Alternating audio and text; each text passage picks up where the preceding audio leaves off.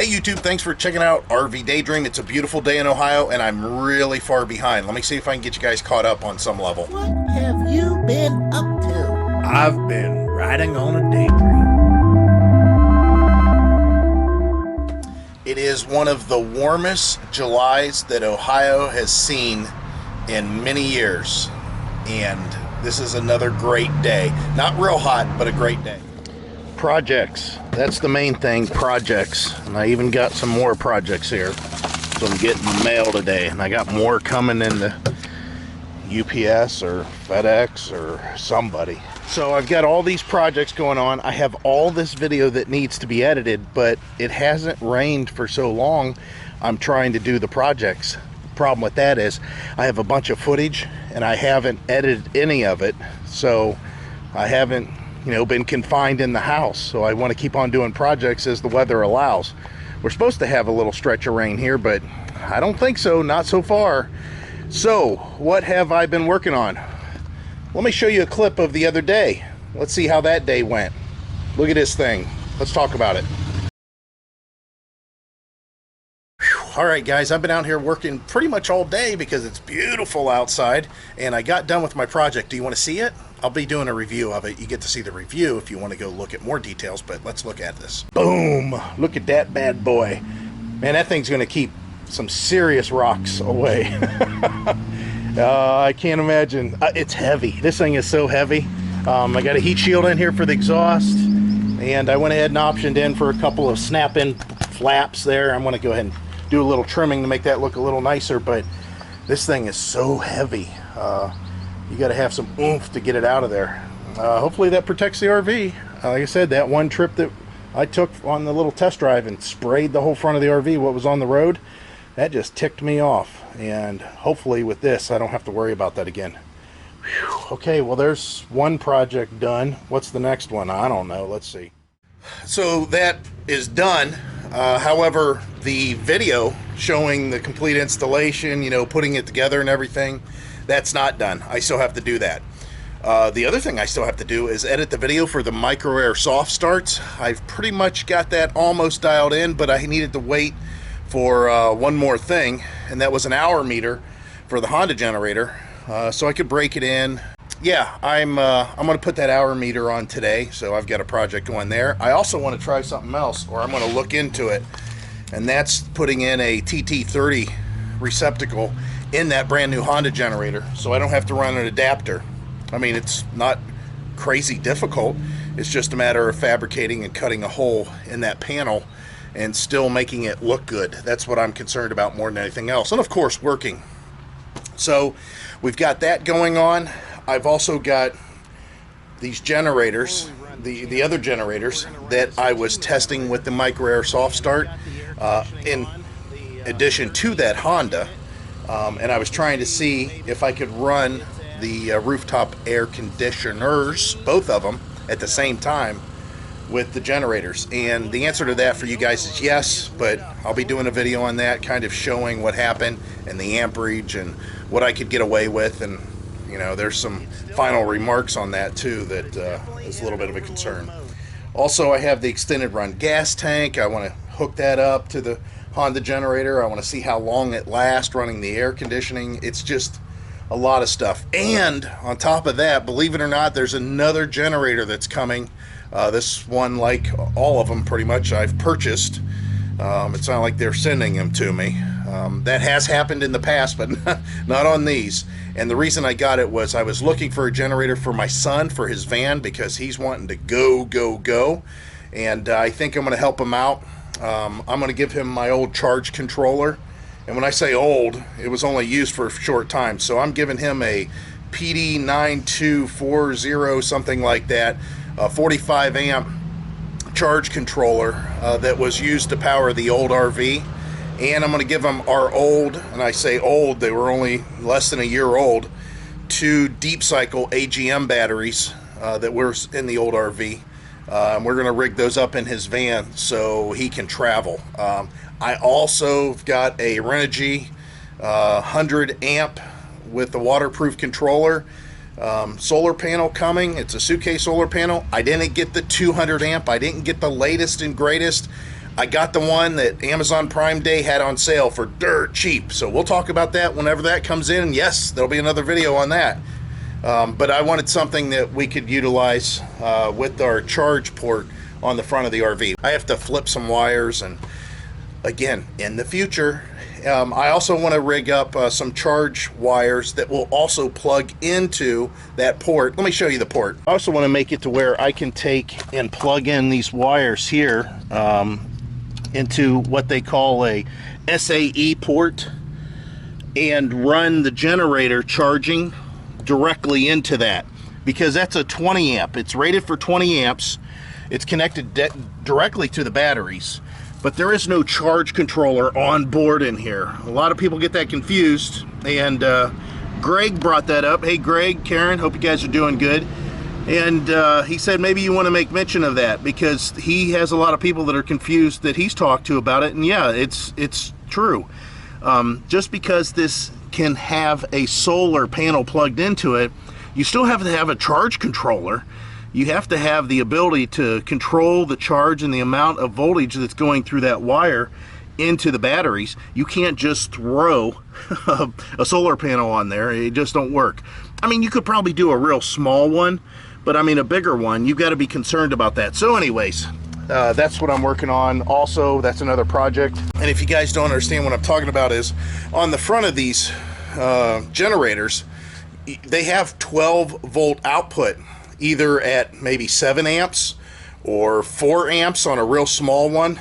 And instead of going through your charge controller inside the RV, you can use the generator to basically charge those batteries. You just have to keep an eye on it. You could overcook your batteries, but if you just pay attention, it's an effective way of doing it. I finally got the rain fly for the clam shelter.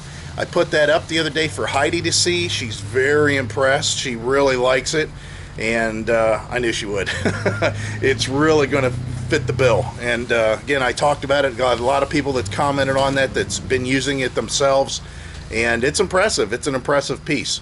Of course, like I said in the video, which I talked about, it's expensive. It's expensive. You know, it's hard to get stuff that's not going to break or fall apart, or you know, do the job that you want, or be impressive, you know, for $50. I mean, you can go to Harbor Freight and pay $50 for those pop-up things that don't have sides, that don't have a floor, that don't have the footprint, that might not be waterproof, definitely not windproof, it'll blow away, but it's $50, and then you could go get another one. So I understand. I've done that before. I mean, there's a reason to get something that's disposable. That's kind of the reason that the solar panel that I got, which was a Renogy 100 watt with a waterproof charge controller, it's not the latest one. It's not the newest model. It's not the biggest amperage one.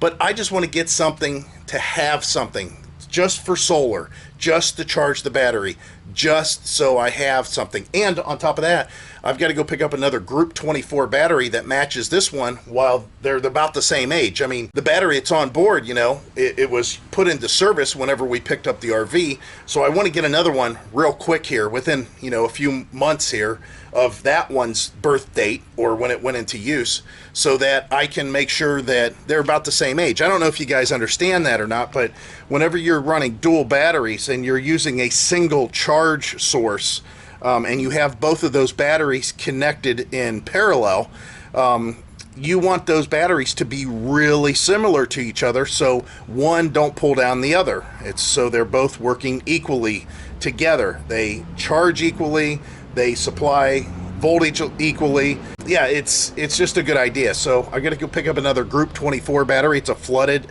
acid battery. It's just a plain deep cycle marine battery. It's a good one. It's just, it's not as good as those AGMs that I'm going to give my son to let him use them. But I didn't want AGMs out here on the tongue. And if I invest in some batteries, I think I'm going to jump into those lithium ions. And at that point, I'm going to mount them inside our cargo area. I can't afford that. It's kind of expensive. And everybody, I'm sure once I get them, is going to say, I don't know why you got those. That's crazy. I've been using the old car batteries, you know, I love the stories, man. Don't get me wrong. I do the same thing. I've done the same thing. I understand what you can get by with, but you know, there's a level of peace of mind knowing that if it's new, if it's done right, if it's done with good components, the chances of it having a problem's a lot less than if you're just throwing something together. And the reason I know that is because I have thrown plenty of stuff together over the years. And again, I don't have a problem with it, and I still do that occasionally. All right, so let me think. Did I update you on everything? Let's see. I'm putting the hour meter on the Honda. I'm going to be running the Honda and finishing out that review. The review on the rock guard, that's got to be edited. I went ahead and done a lot of testing with the generators, or I've done some testing with the generators for the micro air soft starts. I've got to do the review on the micro air soft starts. I've got to finish the review or edit the review Heidi did on the mattress topper that we have in there. And we've got some more stuff coming in. I've got more stuff coming in. I have a 30 amp adapter that you put into the side of the camper and goes from 50 to 30 amp, so I can just manhandle the 30 amp cord instead of a 50 amp cord for these air conditioners to run off the generators. It makes it a lot easier. Oh yeah, and I've got that one more generator coming, which was a really good deal. I hope these things turn out the way I think they are. I'm going to have the perfect small generator just for charging batteries. That's all it's going to be for. Maybe running the compressor on the refrigerator or the ceiling fans or something like that, but just keeping the batteries topped off. Even cheaper than the Honda 2200, and it was a very inexpensive generator. I can't wait to get that one. You guys will see that. It's kind of cool. And of course, I got one for my son, or he's got one, believe it or not. Yeah. Oh, and our power chair sold. Woo! Got that sold out of here, so you don't see that. And Heidi wants me to start cleaning all this up for the yard sale. But I said, but dear, I got to get all these reviews done and all this product finished first. So that's what I'm doing. All right, guys. So that was the project. I'll be putting up a video on this a little bit later, but no more adapter. I got it all locked up. I'll put the links for all this stuff down below if you're interested. The 50 to 30, and then the socket that I used to replace the original receptacle. Of course, the hour meter, and then my locks. This lock cable's long. I could go quite a ways away from the RV and have the noise further away. But anyways, that's it. So I'm kind of tired, and my son's got his van open expecting me to work on it. Go figure that out. He slept until like 3. And then come out and said, can we work on the van? Oh, hey, I will show you something. Kind of cool. We've got his fittings. You know, here's his drinking water and all that stuff. Here's his drinking water tanks. But yeah, we got these quick disconnects all set up. That's really sweet. So whenever he needs to refill his water, he just push this button here and they come unlatched. You can see here, and they don't leak. The water doesn't come back out. And well, anyways, you get the idea. Kind of cool. Just snaps in place. But as far as drinking water goes, this will be his new faucet. I got to fasten it, but cool, huh? It's USB powered. He's got 12 volt supply right here. So I'm going to go ahead and put a USB port, and it's rechargeable, but I've read reviews that after a while, sometimes the battery don't hold a charge. But that's only by a few people. And then here's his drain, which will go up in there also. So I might put this stuff up in here for him. So yeah, let me show you what it looks like. So that's the way it normally looks. You know, the door closed, everything up in there. And his water jug's there, and again, there's his water for drinking or whatever he wants to do. I told him he should raise this a little bit, but he seems to like it where it's at. He didn't want it to splash on the countertop. I get it. Yeah, so his van's finished, at least for the time being. Well, this project's half finished, let's put it that way. So that's it for today. I'm hot and sweaty, and as always, guys, I hope to see you out there. Bye.